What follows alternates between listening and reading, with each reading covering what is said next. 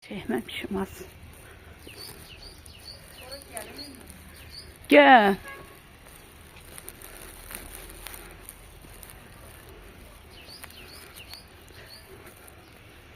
Ora nedir? Şimdi. Bilirəm. Bərpa eləyiblər də, belə deyil da. Bura Xurşud Xanın Natavan. qəbridir də, məzarıdır. Dağıdıblar, indi təzə bərpa olunmuşdur. Ana olmuş kuşkular Natavan.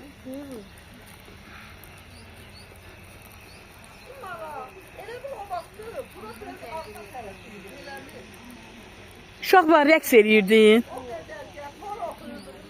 Hə, bilirəm.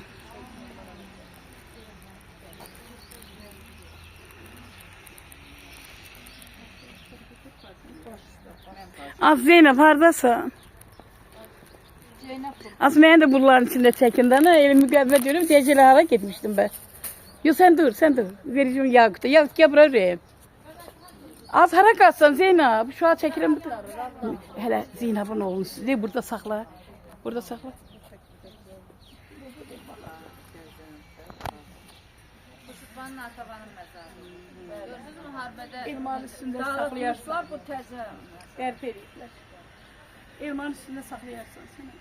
Gətir saxla. O da şehitlərimizin məzarı. Musa Tural da gəldi. Can. Sənə sırtınız verəm. Uşaq vaxtı o qədər gəlmişəm bura. Verəm sırtınız.